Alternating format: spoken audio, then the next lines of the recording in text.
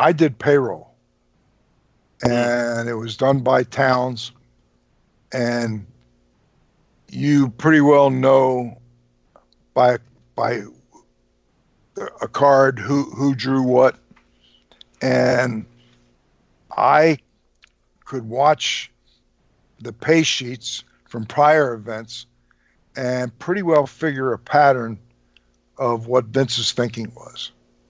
And I could take a show, and obviously if you run White Plains and you got a $20,000 house, well, there's only so much money and you're going to pay a higher percentage. The general rule, I think, was like talent would get like 25% of whatever the gross or net was.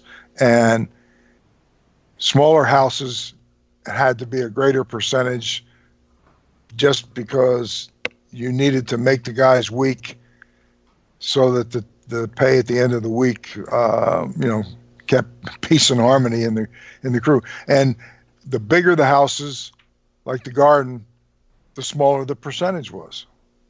The guys got great payoffs, but percentage of what the gross was, because of the size of the venue and the size of the pay that the office was getting, was a lower. So you couldn't go just by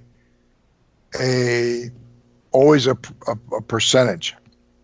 You had a percentage for most of the places that you would go by, and sometimes if a house didn't do well, you had to throw that theory out the window and give the guys a decent payday, even if the office didn't make much money on a given town.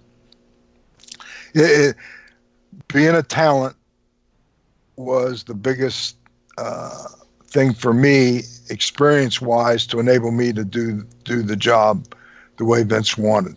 And every now and then, it's funny. It was like, I remember once with Randy Savage. It was, and I would do the pay-per-views too.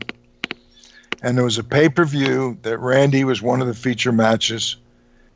And I remember that in doing the payroll, I just giving you examples, I put down for Randy a payoff of like $15,000.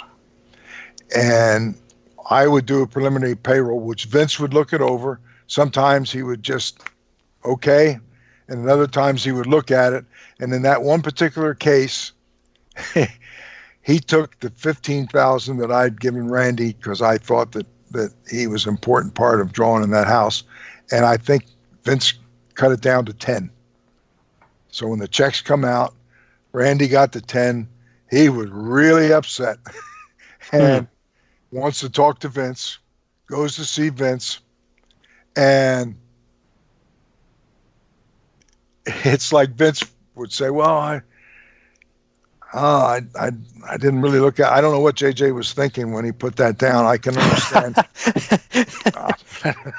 Truth. He'd say, I was always the, yeah. So Vince would look at it and he would end up giving him, he would tell me to write Randy a check for another $5,000. So here was a house that I looked at and I thought that Randy should get 15 grand. I put 15 on the preliminary thing that went to Vince. Vince cut it line through 15 and put 10. Randy went screaming to Vince. Vince turned and said, give Randy 5,000 more, back to the 15 that I'd originally put down.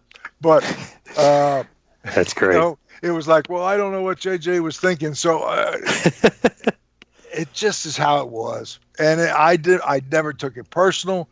It was just the way the system was. And Vince was the final say and everything. And it would never even cross my mind to say, well, Randy, I put down 15 originally myself, and then Vince cut it to 10. No, you can't. That's a no-win situation when you start thinking that way or manage your position in that way. It was like, I put down 15, Vince reduced it to 10. Randy went screaming to Vince. Vince says, I don't know what JJ was thinking. I'll take a second look at it, talk to JJ, give him another 5,000. So I'm not going to go to Randy and say, well, Randy, I originally had you down for 15 anyway, but Vince cut it to 10. No, I'm always going to be Vince could never take the fault for anything that wasn't good and took credit for everything that was good. It just was how the system, and that was my job, and I was able to do it and never lose sleep over it or never, it just, I'm not patting myself on the back, but at that role, I just was good at it.